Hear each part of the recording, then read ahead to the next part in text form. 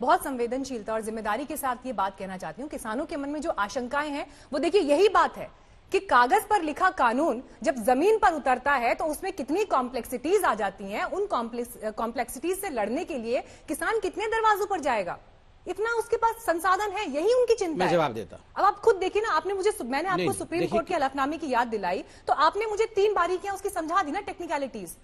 किसान को समझा पाएंगे, जमीन पर वो इतना समझ पाएगा, इतना लड़ पाएगा? क्यों नहीं समझाएगी? बड़ी बड़ी कंपनियों से लड़ जाएगा क्या? कैसे लड़ेगा?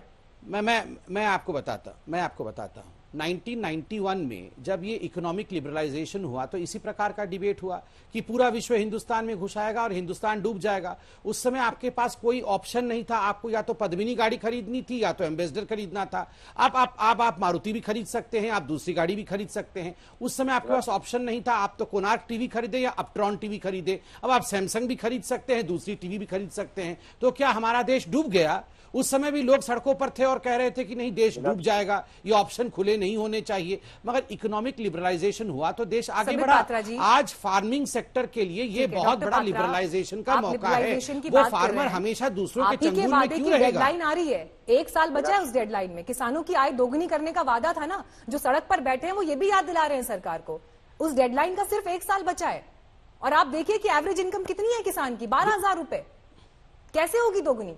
यही सवाल है। आलोक जी फटाफट एक कमेंट करिए, फिर मैं ग्राउंड पे जाऊंगी। ठीक है आलोक जी, कमेंट करिए। देखिए, मुझे लगता है कि जो 2022 का जो भ्रम फैलाया गया था कि आय दुगनी हो जाएगी, 54 रुपए से 80 रुपए तो डीजल का रेट हो गया। 560 रुपए वाला जो खाद का कट्टा था वो 1450 का हो गया। इंसेक्टिसाइड पेस्टिसाइड के प्राइस 300 से 400% बढ़ गए। अब बताइए कैसे दुगनी होगी? इन्होंने 1991 का जिक्र किया संबित जी ने।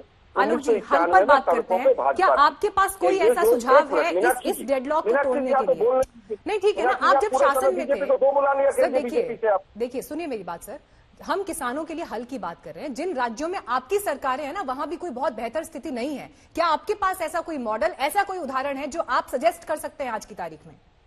देखिए, मुझे लगता है कि अगर ऑल पार्टी मीटिंग बुलाई गई होती इस बिल से पहले तो कांग्रेस पार्टी जरूर सजेस्ट करती, 1 नहीं 10 उदाहरण सब सजेस्ट करती। लेकिन जो विषय उठाए गए मुझे उनका उत्तर देने दीजिए। उन्होंने कहा 1991 में लिबरलाइजेशन आया, इकोनॉमिक पॉलिसी जो है ओपन की गई। मुझे लगता है बीजेपी सबसे ज्यादा सड़कों पर थी। मोदी जी का 2013 का संबित जी अगर भाषण सुन लें एमएसपी वाला और राजनाथ सिंह जी का सुन लें तो मुझे लगता है इनको कुछ कहने की आवश्यकता नहीं। और जहां तक बात ऑप्शन की है कि आज मारुति होगी और पीएच होगी और एम्बेसडर होगी, भाई किसानों के पास तो आज भी ऑप्शन है। इस कानून से पहले भी ऑप्शन था कि वो कहीं भी जाकर बेचें। आप लोगों ने जो चालाकी की है वो ये की है कि आपने होर्डिंग की कैपेसिटी को हटा दिया है कि आज आप किसान से कोई भी व्यापारी जो है वो किसी भी लिमिट पर जवाब दीजिए डॉक्टर पात्रा। आपने होर्डिंग की कैपेसिटी हटा के किसान का गला दबा दिया है।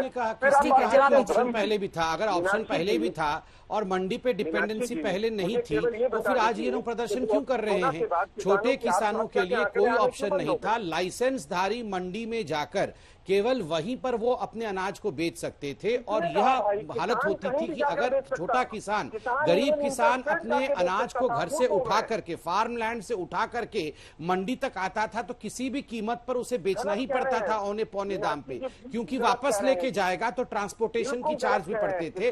इस कारण से उसे बेचना ही पड़ता था। आज किसान के घर पे जाके, किसान के देवड़ी पे जाके खरीदारी हो सकती है और उसका भुगतान उसके मनचाहे प्राइस पे हो सकता है। पूरे देश भर में 10,000 एफपीओ बनाकर बार्गेनिंग पावर बढ़ाना। आप दोनों ने अपने अपने पॉइंट्स रखे। डॉक्टर संबित पात्रा कह रहे हैं किसानों की बार्गेनिंग पावर बनाने के लिए हम कानून लेकर आए हैं उनके हित के लिए।